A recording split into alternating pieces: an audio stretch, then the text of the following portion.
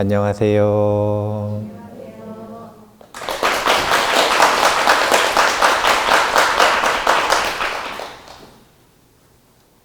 오늘은 9월 6일 백중일입니다. 자비도량 참법 1권 오늘 공부하고 기도하고 하는 날인데요. 백중회양일이라고 하면 여름정진이 회양되는 날이고 다음 날 내일은 또 가을정진이 시작되는 날입니다. 그래서 자비도량 참법 1권의 내용 중에 회양과 입제에 어울리는 내용이 무엇일까 고민을 하다가 오늘의 법문을 준비를 했는데요. 한번 잘 들어보시고 마음을 가다듬으시고 정진을 시작하시면 좋겠습니다. 우리는 어디에 사나요? 집이 어디셔? 주소가 나오나요? 주소가 쭉 나오시나요? 모든 존재는 어디에 사냐면 마음에 살아요. 생각해 보세요.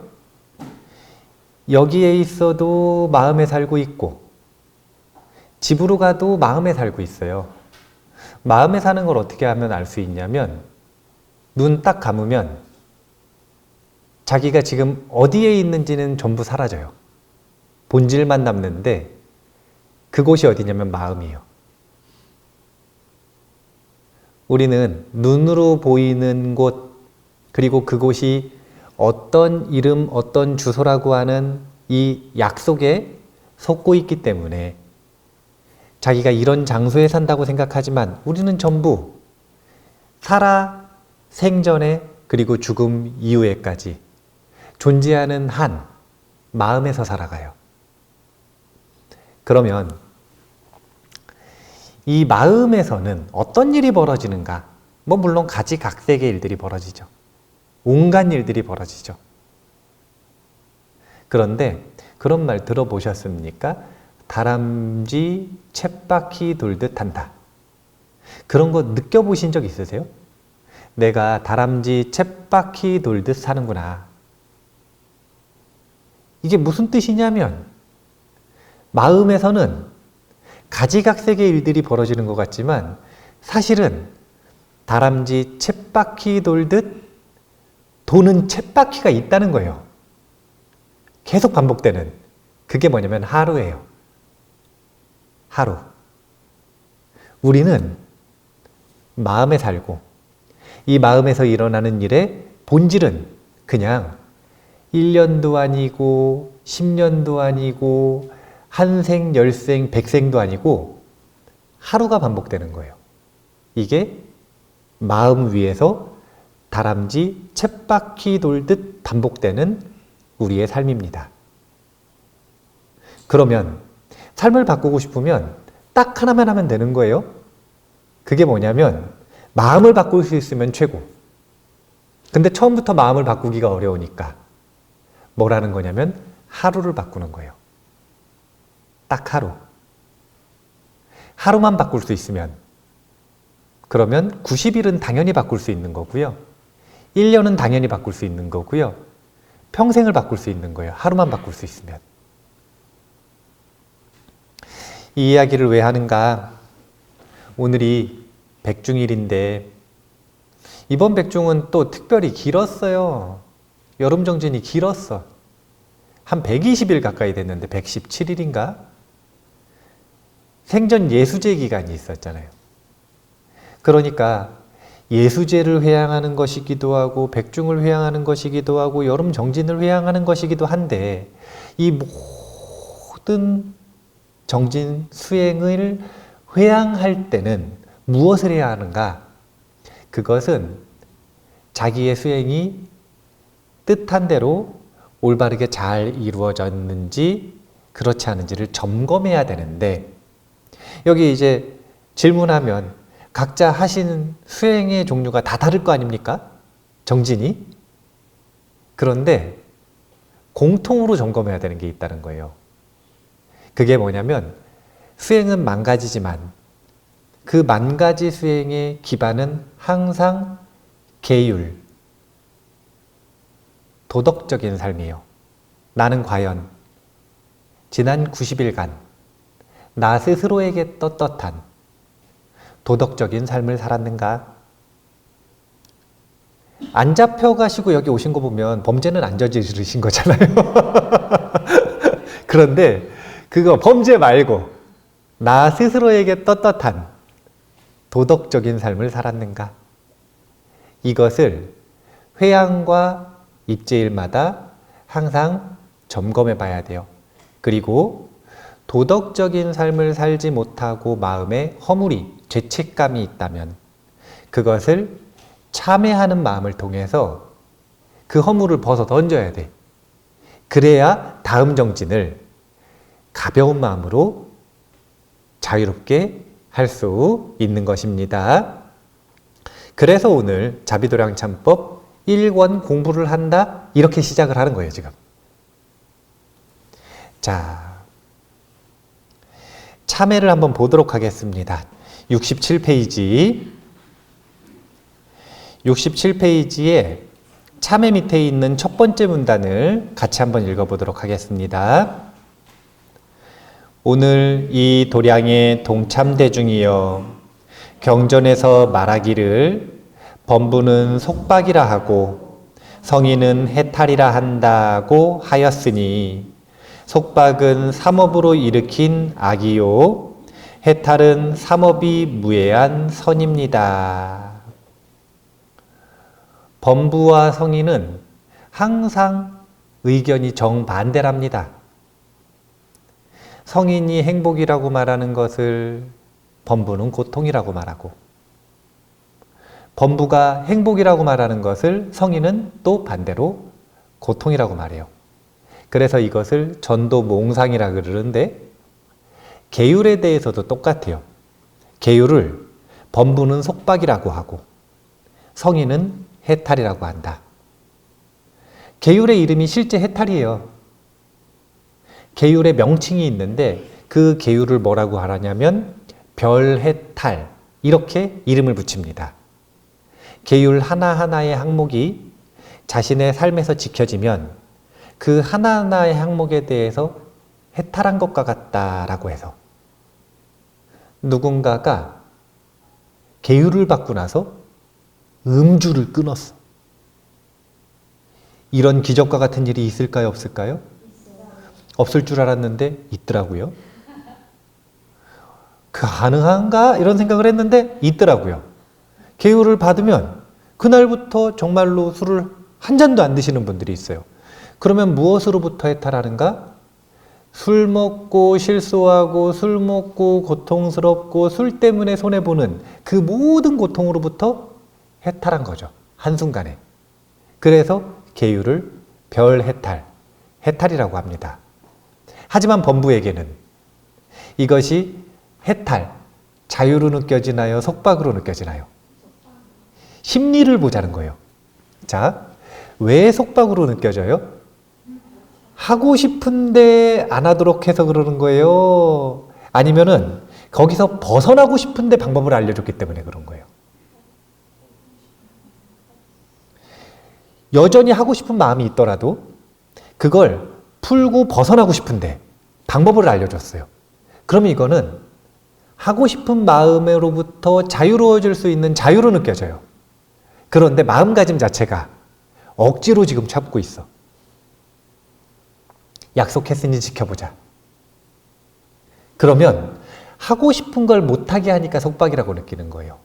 그러니까 속박인가 자유인가? 이것은 보면 마음이 어떤 태도를 가지고 있느냐에 따라 그 경험과 느낌이 달라지는 것이다. 그래서 제가 자꾸 우리는 마음 위에서 살아간다 라는 이야기를 하는 거예요. 계율은, 도덕적인 삶은 모든 수행의 근본입니다. 그래서 정진을 회양하는 이날 내가 도덕적으로 살았는가? 이것을 질문해야 한다 그랬잖아요. 그 첫 번째 질문은 나는 이 도덕적인 삶, 계율, 지, 악, 수, 선이라고 하는 원칙 이것을 속박으로 받아들이고 있는가? 아니면 해탈, 자유라고 받아들이고 있는가? 이것을 먼저 스스로 점검해 보셔야 돼요. 자, 뒤에 71페이지 아니 67페이지에 밑에 보면은 제가 읽을게요. 다 안 읽을 거라. 모든 성인들은 여기에 안심하고 지혜와 방편의 무량한 법문으로 선악의 업을 분명히 알고 한 몸으로 무량한 몸이 되며 한 형상으로서 갖가지로 변화하고 한 겁을 줄여서 하루를 만들기도 하며 하루를 늘려서 한 겁을 만들기도 하고 수명을 정지하여 영원히 멸하지 않게 하며 무상을 나타내어 열반을 보이기도 합니다. 이처럼 신통과 지혜로 출몰이 자제하고 날아다니기를 성품에 맞게 하여 공중에서 앉거나 눕기도 하며 등등. 이게 성인의 삶이거든요. 성인은 몸과 마음이 자유로워 보이세요? 아니면 속박되어 보이세요? 왜 자유로워요? 왜 자유로운가? 지, 악, 수선이라고 하는 도덕의 이치를 자유라고 느끼기 때문에 그래요. 중생의 삶은, 범부의 삶은 왜 몸과 마음이 속박되어 있는가? 이유는 다른 게 없어요. 도덕적인 이치를 속박이라고 느끼기 때문에 그래요. 왜냐하면 도덕의 이치는 이 세상의 이치거든요. 도덕의 이치가 아니라 이 세상의 이치가 바로 도덕의 이치예요. 그러면 세상을 속박이라고 느끼는 거잖아요. 범부는. 반대로 성인은 세상을 해탈, 자유라고 느끼는 거예요. 그러니까 자유로운 거예요. 자, 어제 우리 계율에 대해서 배우는데 지학수선의 원칙들이 있습니다. 계율 5개 지키면 참 좋죠. 경찰하는 우리 신도가 그 얘기를 하더라고요. 5개를 지키면 자기는 직업이 없어질 거래요. 세상 사람들이 5개를 잘 지키면 자기는 직업이 없을 거래요. 경찰이 필요가 없죠. 5개를 지키면. 그런데 얼마나 안 지키는지 경찰이 정말 바쁘답니다. 누구나 다 알아요. 5개 지키면 삶을 보호하고 삶을 잘 지탱하고 삶을 발전시키고 삶이 행복에 이를 수 있다는 걸 잘 압니다. 5개 안 지키면 비도덕적으로 살고 그리고 범죄를 저지르면 안 좋다는 거 다 알아요. 그럼에도 불구하고 우리가 종종 악업을 저지르기 때문에 이렇게 회양할 때마다 점검하는 것이고 스스로를 자주 비춰보면서 도덕적으로 살기 위해 노력을 하는 거예요. 너무 상식적이지만 지키지 못하니까. 이게 중요한 건데요. 72페이지, 그러니까 68페이지에 아래 문단에 보면 여기 맨 아래 문단에 이러한 법은 이렇게 되어 있죠. 이게 뭐냐면 성인의 자유로운 법이에요. 몸과 마음이 자유로운 이유. 그것을 이야기를 하는 건데 같이 한번 한 문단 읽어볼게요. 이러한 법은 악업으로부터 나는 것이 아니고 탐심, 진심, 질투심으로부터 나는 것이 아니며 어리석은 사견으로부터 나는 것이 아니고 게으르고 해태함으로부터 나는 것이 아니며 교만하고 방자함으로부터 나는 것이 아닙니다. 오직 삼가고 조심하여 악업을 짓지 않고 부지런히 선업을 행함으로부터 나는 것입니다. 범부의 마음이 자유롭지 못하고 속박되는 이유는 여기 나와 있는 목록 그대로예요. 탐심, 진심, 질투심에 사로잡혀 있고 어리석은 사견에 사로잡혀 있고 게으르고 해태한 마음에 사로잡혀 있고 교만하고 방자한 마음에 사로잡혀 있기 때문에 그래요. 이걸 뭐라고 하냐면 범부가 사는 집이라고 하는 거예요. 범부의 마음 중생심. 중생심의 특징. 우리 왜 집 선전하는 거 보면은 그 집이 가지고 있는 아름다운 점들을 선전하지 않습니까? 근데 직접 살아보면은 단점이 많아가지고 단점을 폭로하죠. 장단점이 다 있는 건데 집마다 장단점이 있어요. 중생이 살아가는 마음의 장단점도 있고 성인이 살아가는 마음의 장단점도 있는 거라. 그런데 범부가 살아가는 마음의 특징이 이거래요. 탐심, 진심, 질투심, 어리석음, 그리고 게으름, 해태, 교만, 방자함. 이걸 특징으로 하기 때문에 속박되어 있다. 고통에. 그러면 여기서 벗어나는 방법은 딱 하나. 오직 삼가고 조심하여 악업을 짓지 않고 부지런히 선업을 행함. 지약, 수선을 실천하는 것. 이것이 수행의 본질이라고 하는 것을 우리가 꼭 기억하고 한 학기 동안 잘했는지 점검하는 시간을 가져야 한다. 이렇게 오늘 시작을 하는 겁니다. 자, 74페이지. 점검하셔야 한다. 그러면은 이제 도덕적인 삶을 양심적으로 잘 살지 못했던 어떤 기억들이 떠올랐을 수 있습니다. 마음에 허물들이 자신의 마음을 무겁게 할 수도 있어요. 그러면 그 마음을 참회해야 되는데 참회는 아주 힘이 강력하다. 이것을 70페이지네요. 70페이지에서 이야기합니다. 중간 문단에 보면 두 번째 문단 같이 읽을게요. 오늘 서로 용맹심을 일으켜 허물을 드러내 참회하니 참회하는 힘은 불가사의 합니다. 아사세왕이 대역죄를 지었다가 크게 뉘우치고 참회하여 무거운 죄의 고통을 가볍게 받았습니다. 한 문단 더 읽겠습니다. 이 참법은 수행하는 모든 사람에게 안락을 얻게 합니다. 스스로 수행하되 지성으로 노력하여 머리를 조아리며 참회하고 귀의하여 끝까지 다하면 부처님을 감동시키지 못할 리 없습니다. 아사세왕은 부친을 죽이고 왕위를 찬탈했어요. 유명한 경전이죠. 아미타경의 초입에 나오는 것 같은데 아사세왕 부친이 빈비사라 왕이에요. 어머니가 위제이 부인인가요? 요건 확인해 보시고. 근데 아버지를 죽이고 아사세왕은 나라를 찬탈하고 대받았다는 승단의 우두머리가 되기 위해 둘이 짰어. 그래서 동시에 반란을 일으키려고 했는데 아사세왕은 성공을 했고 부처님을 살해하기 위한 살인 시도는 실패를 한 거예요. 그래서 대받았다는 도망쳤어요. 아사세왕은 이제 왕위를 지금 찬탈한 거예요. 근데 그 찬탈하는 과정을 보면 부왕을 가뒀어요. 부왕하고 사이가 그렇게 안 좋은 건 아니었어요. 그런데 욕심이 나면 어쩔 수 없어요. 부왕을 가다 놓고 직접 죽이지 못하니까 굶어 죽게 하려고. 도저히 직접 죽이지 못하겠는 거예요.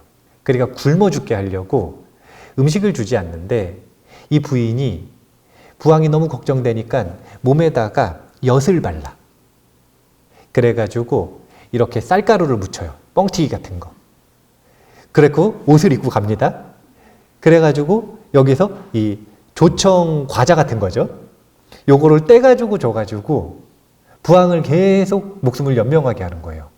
아사세왕이 일주일이 지난 다음에 물어봐요. 부왕은 돌아가셨는가? 안 돌아가셨대.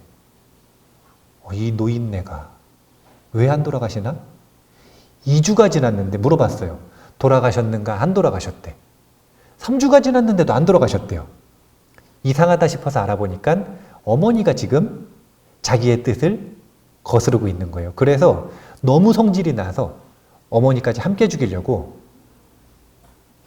이 부왕과 어머니를 가두고 살해를 하려고 그러는데 지혜로운 신하가 와서 조언을 하기를, 세상에 모든 왕들은 아니지만 수많은 왕들이 아버지를 죽이고 왕위를 찬탈한 사건들은 많았습니다. 그런데 세상에 그 어떤 국왕도 어머니를 죽이고 왕위를 인정받은 적은 없습니다. 만약에 당신이 왕비, 어머니를 죽인다면 우리 신하들은 당신을 섬기지 않겠습니다. 그러니까 속이 타는 거예요. 아버지를 빨리 죽여야 그 어머니는 눈에 가시고, 그렇게 해가지고 실제 아버지를 죽이고 이 왕위를 찬탈한 거거든요. 말년이 좋을까요? 안 좋을까요? 안 좋아야 되죠. 근데 아사세 왕은 지혜로운 사람이에요. 자신이 지은 악업을 참회할 줄 아는 사람이었어요. 그래서 부왕을 죽이고 왕위를 찬탈한 것에 대해서 과보를 받습니다. 그래서 피부병에 걸려요. 엄청 고생을 해요. 엄청 고생을 하다가 부처님께 귀의하고 참회하고 피부병에서도 벗어나고, 그리고 나중에 선왕이 되죠. 기존의 악업을 덮을 만큼 최선을 다해서 선을 닦는 거예요. 그래서 자신의 악업을 참회하고 그것을 책임지고 그것을 정화하는 과정을 거치는데, 그래서 아사세 왕의 이야기가 나오는 겁니다. 부왕을 죽이는 것조차 참회를 통해서 정화할 수 있다는 거예요. 아사세 왕의 예를 들어서 참회하는 힘은 불가사의하다. 우리가 지금까지 공부하는 기간 동안 비도덕적으로 살았거나 또는 계율을 어겼거나 또는 범죄를 저지른 적이 있거나, 이 모든 것들이 참회가 가능하다는 거예요? 불가능하다는 거예요? 가능하다. 가능하다. 이 가능하다라는 믿음을 가지고 참회를 하면 우리의 마음의 허물을 벗어던지고 자유로워질 수 있다. 이런 마음가짐을 알려주고 계시는 겁니다. 여기 보면 지성으로 노력을 다하여 머리를 조아리고 참회하고 귀의하여 끝까지 다하면 부처님을 감동시키지 못할 리가 없다. 부처님과 보살님들을 지성으로 감동시키면 우리가 지니고 있는 죄책감, 마음의 허물을 풀어낼 수 있다. 이렇게 마음가짐을 가지고 참회에 임하셔야 됩니다. 36페이지니까 32페이지로 가보겠습니다. 여기 보면 참회의 조건이 나오거든요. 32페이지의 첫 번째 문단 같이 한번 읽어보겠습니다. 이제 간곡한 생각으로 마음을 고치고 밖으로운 좋은 인연을 의지하고 안으로운 부끄러운 뜻을 품어 참회하는 마음으로 청정한 대중과 함께 참회의 법문을 외우며 무한한 부처님의 광명을 입어 여러 생의 죄업이 씻어지길 바랍니다. 저희 소원이 이러하니 부처님께서는 어여삐 여겨 크신 자비를 드리워 가피하소서. 참회의 조건입니다. 참회를 우리가 마음의 죄책감이 나를 괴롭힐 때마다 참회를 할 수도 있지만, 그거는 목마른 다음에 우물을 파겠다는 거예요? 아니면 미리미리 우물을 파겠다는 거예요? 목마른 신호가 와야 그때부터 우물을 파겠다는 거죠. 그러면은 우물 언제 먹을 수 있어요? 못 먹을 가능성이 높아 보이죠? 이미 죽었을 거니까. 이건 어리석은 선택이에요. 죄책감이 생길 때 참회를 하는 건 어리석은 자다. 그게 아니라 이 죄책감을 덜어내는 참회는 미리미리 하는 건데, 그러니까 우리가 정기적으로 참회하는 기도를 하는 거 아닙니까? 근데 참회를 하는 조건은 여기에 있는 내용들을 분석해 보면, 첫째, 간곡한 생각으로 마음을 고쳐야 된대요. 이건 뭐냐면 악업을 악업으로 안다는 거고, 그 악업을 참회해야 된다는 걸 인정해야 된다는 거고, 이런 참회를 하겠다는 결단을 내리는 것, 이것을 간곡한 생각으로 마음을 고친다 이렇게 말합니다. 그리고 요약하면 밖으로는 좋은 인연을 의지하고 안으로는 부끄러운 뜻을 품어야 한다. 밖으로 좋은 인연을 의지한다는 건 선도량, 선스승, 선도반이 있어야 한다 이런 뜻인 거고, 안으로는 참과 괴의 마음이 있어야 된다는 거예요. 부끄러운 마음. 부처님께서 여러 가지 악업들을 전부 불선업이라고 하시는 분이거든요. 악업이라고 안 하고 죄라고도 안 하시고. 그런데 여러 불선들 중에 대자를 붙여서 이거는 진짜 큰 불선이다 강조하시는 게 있어요. 대불선지법. 그게 뭐냐면 무참, 무괴입니다. 부끄러움을 모르는 것. 참과 괴는, 참은 나 스스로에게 괴로운 것, 아니 부끄러운 것. 괴는 남 보기에 부끄러운 것. 뭔가 잘못을 저질렀을 때 스스로 부끄러운 마음이 크세요? 아니면 남 보기에 부끄러운 마음이 크세요? 솔직하게 말해보세요. 그래서 이런 마음을 활용하면 그 마음을 채찍으로 삼아가지고 자신을 선으로 이끌 수가 있는 거예요. 그런데 이 둘 다 없잖아요? 이 둘 다 없는 걸 뭐라 그러냐면 요즘에는 사이코패스, 소시오패스라 그러는 거예요. 무참, 무괴가 얼마나 무서운 것인가? 그것을 요즘에는 사이코패스와 소시오패스에 대한 두려움으로 잘 보여주죠. 부끄러워하는 마음이 참회의 근본이고, 부끄러워하는 마음이 악을 끊고 선으로 나아가기 위한 근본이 되는 겁니다. 둘 중에 하나라도 있으셔야 돼요. 안으로 부끄러운 뜻을 품는다. 이게 뭐냐면 참과 괴의 마음이 있다는 것입니다. 그 다음에 자세히 설명하기를 청정한 대중과 함께 참회해야 되고, 그리고 그냥 무작정 참회를 하는 게 아니라 올바른 참회의 법문을 의지해서 참회를 하면, 그러면 부처님의 광명을 입어 여러 생의 죄업이 씻어질 수 있다라는 참회의 조건을 이야기하는 것입니다.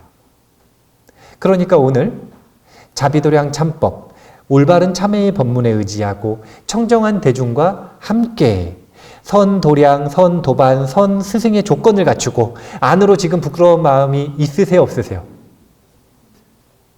솔직하게 자기를 딱 봤을 때 부끄러워하는 마음까지 품고 있으면, 그리고 간곡한 생각으로 참회를 하겠다 결단을 내리면 이제 참회의 조건은 전부 갖춘 겁니다. 참회의 조건 얘기해 드렸으니까 스스로 얼마나 갖추고 있는지 한번 살펴보세요. 42페이지로 가겠습니다. 그러면 38페이지겠네요. 38페이지 두 번째 문단 같이 읽겠습니다. 오늘 참법의 자리에서 기약합니다. 이제 각각 노력하여 조석으로 공양을 받들고 부지런히 정진하는 것이 좋은 일이니 저희들은 마음을 가다듬어 인욕하는 정성으로 법문에 깊이 들어갑니다. 자, 이제 참회하는 건 기약하고 끝내죠. 오늘 참법의 자리에서 기약해야 됩니다. 어떻게 기약할 거냐면 오늘 1년 합동천도제 1년 자비도량 참법의 입젠날이잖아요. 그러면 다음 백중 때까지 매일매일 천수경 읽으시죠. 천수경 읽을 때 보면은 소참, 시박참회를 하거든요. 매일매일 조석으로 공양을 받들고 부지런히 정진하겠다. 자신의 수행 주제로 매일매일 정진하겠다 다짐하고 기약하고, 그리고 마음을 가다듬어 인욕하는 정성으로, 이게 뭐냐면 정기적으로는 또 인욕하는 마음으로 더 열심히 정진하겠다. 우리 송덕사의 체계로 놓고 보면 1년 자비도량 참법하는 동안 월간으로는 항상 송덕사에 오시든 집에서 하시든 자비도량 참법을 바탕으로 참회 수행을 해보겠다라고 하는 기약, 약속을 하는 것입니다. 오늘 참법의 자리에서 기약합니다. 지금도 읽었고 이따가 또 1권 기도할 때 또 읽으실 거거든요. 그렇게 약속을 하시면 됩니다. 그러면 참회 수행을 통해 어떤 마음을 갈고 닦아야 되는가? 발언의 내용이 그 다음 문단인데 그 다음 문단 다 같이 읽어볼게요. 오늘 이 도량의 동참대중은 각각 진중한 생각으로 용맹한 마음, 방일하지 않는 마음, 평안히 머무는 마음, 큰 마음, 훌륭한 마음, 자비한 마음, 선한 일 좋아하는 마음, 환희하는 마음, 은혜 갚을 마음, 모든 중생 제도할 마음, 모든 중생 수호할 마음, 모든 중생 구제할 마음, 보살과 같은 마음, 부처님과 같은 마음을 일으킵니다. 여기 있는 이 마음이 성인의 마음이에요. 자유로운 마음, 해탈의 마음. 자비도량 참법은 이 마음을 담고 있는 게 상세하게 설명하고 있는 게 자비도량 참법 전권입니다. 그러니까 자비도량 참법에 의지하셔서 성인의 이런 마음을 닮아가기 위해 탐진치 질투하는 마음에서 벗어나기 위해 1년 동안 노력을 해보시겠다라고 발언하신 거예요. 자, 54페이지로 가보겠습니다. 그럼 50페이지네요. 맨 밑에 반야경에 이렇게 되어 있는데 한 문단 읽도록 하겠습니다. 반야경에 이 경을 읽으면서도 남의 업신여김을 받는 이는 과거에 지은 죄업으로 나쁜 갈래에 떨어질 것인데 지금 다른 이의 경천함을 받는 연고로 전세의 죄업이 소멸된다고 하였습니다. 그런데 중생들이 경의 말씀을 믿지 않고 이런 의심을 하는 것이니 모두 무명의 망념으로 뒤바뀐 생각을 내기 때문입니다. 지금 이 파트가 옆에 보시면 단의입니다. 단의. 의심을 끊는다. 무엇에 대한 의심을 끊는가? 인과에 대한 의심을 끊는 거예요. 인과에 대한 의심을 가지고 있기 때문에 우리는 악을 실천하는 것을 그만두지 않습니다. 나쁜 짓을 저질러도 괜찮겠지 하는 거예요. 인과를 의심하니까. 선을 짓는 것을 게을리하는 거예요. 선을 짓지 않아도 지금처럼 잘 살겠지 이렇게 생각하는 거예요. 그래서 인과에 대한 의심을 끊으면 지약수선을 실천하는 데 있어서 게으름이 없고, 그리고 혹시 악업을 지으면 재빠르게 참회할 마음이 생깁니다. 그래서 참회를 적극적으로 쓰시려면, 지약수선이라고 하는 도덕적인 삶을 사시려면 가장 먼저 의심부터 끊어야 돼요. 여기서 반야경에라고 하는 거 금강경에 나오는 구절이에요. 이게 능정업전분인가요? 원래 금강경을 읽는 이들은 호법천신들과 불보살님들이 불탑을 옹호하듯 부처님을 보호하듯 보호하고 존경한다고 했나요? 안 했나요? 했죠? 근데 이상하게 금강경을 읽고 수지하고 다른 사람들에게 설하는데 업신여김을 당하는 사람들이 있어요. 이건 왜 그런 거예요? 생각을 해봅시다. 피노키오가 있어요. 피노키오가 거짓말쟁이 맞나요? 예, 양치기 소년 피노키오가 있습니다. 지금 1년 동안 거짓말을 했어요. 마을 사람들한테. 그래가지고 그 증거로 지금 코가 이만큼 자라나 있어요. 양치기 소년이 어느 날 금강경을 읽고 마음에 회심이 일어났습니다. 결단을 했어요. 다시는 거짓말을 하지 않으리라. 나는 반야의 진리를 바탕으로 중생 구제를 하리라. 그래서 금강경이 좋은 가르침이다. 마을 사람들한테 계속 말을 하고 다녀요. 존중해요? 업신여겨요? 바로 이해가 되시죠? 전생의 악업이라고 하는 건 바로 어제부터를 얘기하는 겁니다. 그러니까 과거는 전부 다 전생인 거예요. 과거에 내가 지었었던 악업의 습관들이 남아있으면 그것으로 인해서 사람들이 나를 업신여길 수 있는 겁니다. 근데 업의 장애가 적은 사람들이 있어요. 악업이 적은 사람들. 이런 사람들은 금강경이 있잖아요. 그러면 정말로 곧바로 존중을 받아요. 신기하죠. 읽는 걸 어디 홍보하지도 않았고 어디 자랑하지도 않았고 누가 보는 데서 읽은 것도 아닌데 그냥 나는 금강경을 내 방에서 혼자 읽기 시작했을 뿐인데 갑자기 다른 사람들이 자기를 존중해 주기 시작해요. 이건 뭐가 없기 때문이다? 악업이 적기 때문이다. 그러면 나는 이렇게 열심히 선을 실천하고 수행을 하는데 왜 사람들이 나를 업신여기고 그리고 왜 나는 고통에서 쉽게 벗어나지 못하는가? 이유는 다른 게 아니라 나에게 책임져야 하는 악업이 많이 남아있기 때문이다. 이 악업은 뭐와 비슷한 거냐면 빚하고 비슷한 건데 빚. 그러면 이 빚은 갚아야 끝나요? 안 갚아도 끝나요? 네, 안 갚아도 끝나는 방법이 있으면 얘기 좀 해주세요. 저도 좀 활용 좀 하게.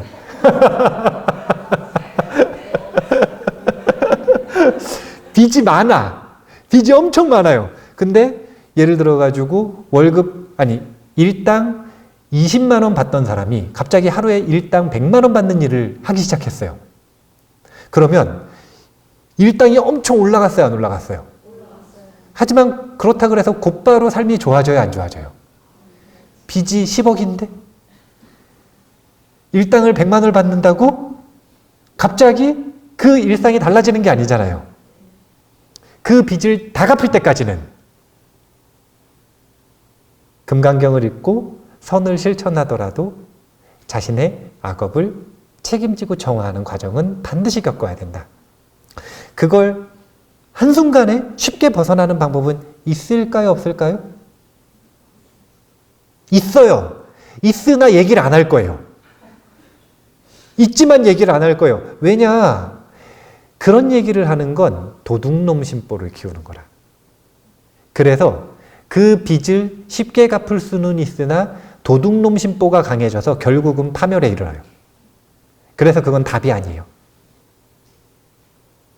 항상 정직하게 모든 악업, 자신의 잘못은 책임져야 한다. 이런 마음가짐을 자비도량 참법 공부하시는 내내 꼭 기억을 하셔야 됩니다. 자, 뒤에 또 재밌는 일화들이 있는데요. 54페이지에 자, 54페이지에 세 번째 문단 지금 경을 읽고 이 부분 같이 읽을게요.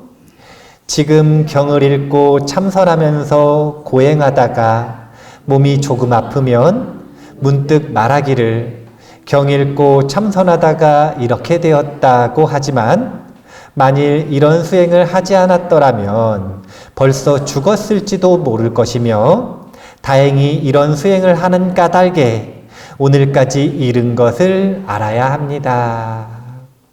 수많은 수행자들이 조급증 때문에 이런 마음을 일으키고 의심을 합니다. 그러니까 요즘 현대인들은 불리한 게 이거라. 우리 예전에 도시사회가 아니라 농업사회일 때는 다 농사를 졌잖아요. 그리고 농사 짓는 걸 옆에서 봤잖아요. 그럼 알아요. 뭘 아냐면 오늘 심으면 오늘 나는 게 아니라 1년 뒤에 난다는 걸. 이걸 알거든요. 근데 이걸 안 보고 자라니까 도시에 사는 산업시대, 도시시대, 지금 정보화시대 사람들은 오늘 심으면 오늘 나야 돼. 근데 세상은 그렇지가 않은데 오늘 심은 건 1년 뒤에 날 수도 있고 2년 뒤에 날 수도 있고 3년 뒤에 날 수도 있어요. 그런데 오늘 심은 게 오늘 안 나면 미치겠는 거예요. 오늘 심은 게 나는 자기가 결정했어. 언제까지 나야 되냐면 30일 뒤까지 나야 돼요. 그래서 한 달 기도하지 않습니까? 조금 더 성격이 느긋한 분들은 100일 기도를 해요. 100일 뒤에 중요한 일이 있으면 나는 내가 심어놓은 선업의 씨앗이 요 항목에 100일 뒤에 꼭 일어나야 돼. 그래서 안 일어났다고 또 인과를 의심하는 거예요. 근데 그게 아니에요. 종자마다 그 종자가 열매를 맺기 위해 걸리는 시간의 기간들은 전부 다 다르고 그 종자가 열매를 맺기 위해 갖춰야 되는 조건들은 전부 다른 거예요. 경을 잊고 참선하다가 고행하다가 정진하다가 몸이 아파지면 정진하다 아픈 게 아니라 원래 아플 사람인 거라. 여기서 말하는 원래 아플 사람 해석 잘못하시면 안 돼요. 운명이라는 게 아니라 원래 나쁜 생활 습관을 가지고 있는 거예요. 원래 고질병, 이건 하루 이틀 1년 안에 일어나는 증상이 아니라 10년, 20년, 30년이 축적돼서 나타나는 게 이런 고질병들이거든요. 어떻게 수행자가 의심하는지 예를 들었어요. 자, 뒤에도 또 보면은 또 다른 의심이 있습니다. 57페이지의 세 번째 문단 읽겠습니다. 만일 본래의 업이 밝지 못하여 스스로 지울 수 없더라도 다른 이의 복 짓는 일을 보면 권장하고 그의 덕을 찬탄하며 합장해야지. 부질없이 마음을 일으켜 장애를 지어서 수행하는 사람을 방해하지 말아야 합니다. 만일 회방하지 않으면 그의 나아감은 여전할 것이며 감손함이 없으니 나만 해로울 뿐입니다. 부질없이 시비만 일으킨다면 내 몸에 무슨 이익이 있겠습니까? 이 인과를 의심하는 건 정말 심각한 게 스스로의 인과를 의심하는 것을 넘어서 다른 이의 인과를 방해하고 회방하는 사람이 됩니다. 내가 해봤더니 그거 아니더라. 그걸 다른 사람들한테 말해서 다른 사람이 열심히 하려고 그러는 걸 방해해요. 못하게 해요. 타인의 선 짓는 것을 회방하는 악업은 스스로 선 짓는 것에 게으른 것보다 훨씬 더 막중한 악업입니다. 그럴 수밖에 없죠. 인과를 의심해서 게으르고 하지 않고 싶고 의심을 계속하고 이걸 개인적인 문제로 두면 이건 한 명에게 고통을 주죠. 그런데 한 사람에게라도 방해를 하기 시작을 하면 이제 발동 걸린 거거든요. 어디서든 열심히 하는 사람만 보면 회방하기 시작하는 거예요. 이런 사람을 뭐라 그러냐면 말하라 그러는 겁니다. 이런 사람을 말아. 자기가 자기의 의심을 못 이기고 인과에 대한 의심으로 자기의 의심을 이기지 못하고 남들까지 회방하는 악업을 짓게 되더라. 조심하셔야 돼요. 조심하셔야 돼. 그래서 남의 인생에 좋은 일로도 간섭하면 제가 된다 그랬나요? 안 된다 그랬나요? 안 된다 그랬죠. 원결 맺는다. 하물며 안 좋은 일 때문에 간섭을 한다? 절대 안 돼요. 남의 인생에는 간섭하는 거 아닙니다. 의심을 끊는 게 인과를 잘 지키고 참여하는 데 있어서 정말 중요하다. 이해가 좀 되시나요? 자, 그러면 이제 벌써 시간이 거의 다 돼가니까 귀의 내용으로 가겠습니다. 귀란 무엇인가? 34페이지로 가겠습니다. 그러면 30페이지. 첫 번째 문단을 같이 읽겠습니다.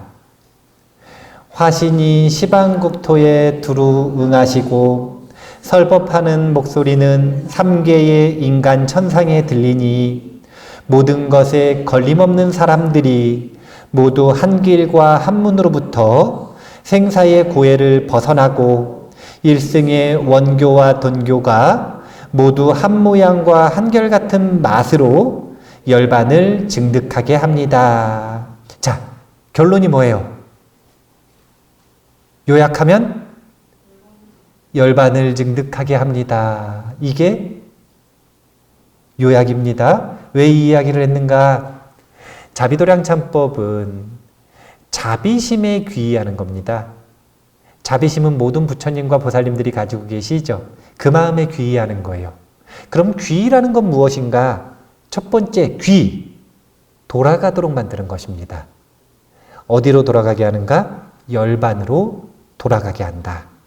이것을 자세하게 한 문단으로 표시하신 것이고, 결론은 귀의는 왜 하는가? 열반으로 돌아가기 위해 귀의한다. 이것을 첫 번째로 하셔야 되고, 두 번째는 다음 페이지. 두 번째 문단을 같이 읽겠습니다. 저희들이 끝없는 옛적부터 오늘에 이르도록 본 성품을 모르고 일승의 이치를 등져 눈을 가리는 병으로 공화가 어지럽고 무명의 물거품이 일어나 환멸의 바다가 출렁거립니다. 참된 삼매를 어겨 무명이 어지러이 일어나 마음에는 삼동이 치성하여 10,000가지 업을 지어 80,000가지 번뇌문이 열렸고 번뇌는 100,000가지 업장을 지었습니다. 자, 열반으로 되돌아가기 위해 귀의합니다. 하지만 열반으로 되돌아가는 방법도 아는데 잘 돌아가져요, 안 돌아가져요? 왜냐하면 끝없는 옛적부터 오늘에 이르도록 본성품을 모르고 등지고 이치의 눈을 가려서 공화가 어지럽고 무명의 물거품이 일어나 환멸의 바다가 출렁거리기 때문에 우리가 길 잃은 자고 눈 가린 자고 어두운 곳에 지금 놓여있는 자고 그리고 넘어진 자이기 때문에 그래서 귀의 중에 의지처가 필요한 거예요. 귀의는 두 번째, 돌아가고 싶은데 의지처 없이는 안 되니까 의지처를 찾고 의지하기 위해 귀의한다.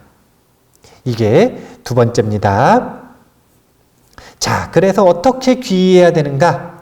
45페이지, 그러니까 41페이지. 여기 경전 인용 구절 있죠? 같이 한번 읽어보겠습니다. 부모가 자식을 생각함은 한 생각 세상에 그치지만 중생에 대한 부처님의 자비는 끝이 없다. 또 부모는 자식이 배음 망덕함을 보면 성을 내며 자비가 박약해지지만 부처님과 보살님의 자비는 그렇지 않아 이런 중생을 보면 자비심이 더욱 커지며 무간지옥에 들어가고 큰 불구덩이에 들어가더라도 중생들을 대신하여 무량한 고통을 받는다. 우리가 태어나자마자 우리에게는 귀처가 있죠. 부모님. 그런데 부모님만으로 부족한 순간이 옵니다. 부모님만으로 부족한 순간이 와요. 부모님이 세상에서 가장 지혜로운 분인 줄 알았는데 부모님의 어리석음을 발견하는 순간들이 오고 부모님은 해달라는 모든 것들을 해줄 수 있는 슈퍼맨인 줄 알았는데 부모님도 삶에 지친 힘든 분이라는 걸 알게 되는 순간이 와요. 그러면 새로운 의지처가 필요한데 그 새로운 정신의 의지처로 가장 스승한 게 바로 부처님과 보살님들이라는 겁니다. 이유는 다른 게 없고 부처님의 자비심은 부모님보다 더하기 때문이다. 더 스승하기 때문이다. 자, 그래서 어떻게 귀의하는가? 이번에는 39페이지. 전 페이지에 보면 있겠죠. 이게 오늘의 결론에 해당되는 내용이니까 이 부분 읽고 정리할게요. 지극한 정성으로 이 부분 같이 읽겠습니다. 지극한 정성으로 오체투지하고 부모와 스승과 상중하자와 보시한 시주자와 선지식 악지식과 모든 천인과 심선과 세상을 보호하는 사천왕과 총명하고 정직한 천지허공과 선을 권장하고 악을 벌하며 주문을 수호하는 우방용왕과 팔부신중과 시방의 무궁무진한 중생들과 수륙공계의 모든 유정들을 위하여 온 마음과 온 마음으로 서방정토 아미타 부처님께 절합니다. 여기는 결론이 뭔가요? 절합니다. 이게 아니라 모든 유정들을 위하여 절합니다. 이게 결론입니다. 절한다. 이게 뭐냐면 귀의의 표시 아닙니까? 우리는 귀의를 왜 한다 그랬죠? 첫 번째, 돌아가기 위해. 열반으로 돌아가기 위해. 두 번째, 돌아가려는데 깜깜해요. 의지처가 필요하니까 의지하기 위해 귀의한다 그랬죠. 근데 이건 개인의 이유죠. 세상에서 가장 강력한 귀의는요, 나를 포함한 일체 중생을 대신해서 하는 귀의입니다. 그게 바로 이 문장이에요. 자비도량 참법은 그냥 개인의 악업을 저 참여합니다. 그래가지고 참여하는 게 아니에요.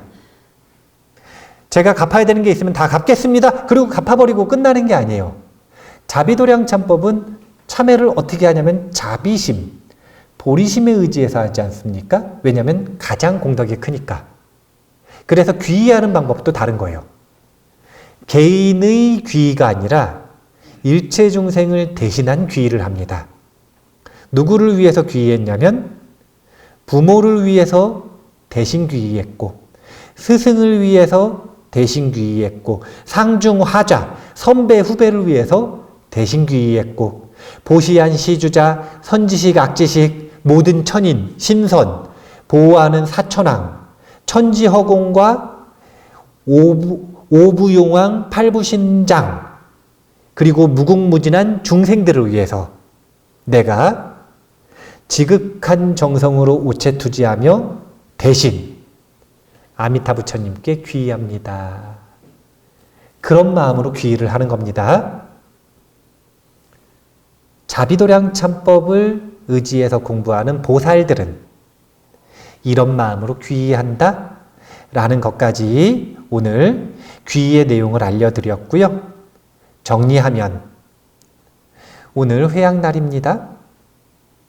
자비도량 참법 입장에서는 입제날이에요. 이런 회양과 입제가 있을 때마다 무엇을 해야 되는가? 자신의 개인적인 수행을 점검하는 것도 좋지만 모두가 공통으로 뭘 해야 되냐면 자신의 도덕성. 나는 나, 그리고 남에게 부끄럽지 않은 정진을 했는가? 그런 일상을 살았는가? 이것을 점검하고 악업을 참회해야 될 게 있다면 참회해서 허물을 벗고, 그리고 다시 한 분기 동안 새로운 마음으로 결단해서 선을 실천하겠다라고 발언하고 귀의하는 그런 마음을 가져야 하는 날입니다. 참회, 발언, 귀의, 이런 순서로 오늘 공부한 이유가 바로 그것이니 스스로의 수행을 잘 점검해 보시고 다음 분기의 수행을 잘 결심하고 발언하는 오늘 하루를 보내시면 좋겠습니다. 자, 그러면 자비도량 참법 1권 정성스러운 마음으로 일체 중생을 대신해서 한번 귀의하는 참회를 잘 해보시면 좋겠습니다. 오늘 이만 마무리하겠습니다. 감사합니다.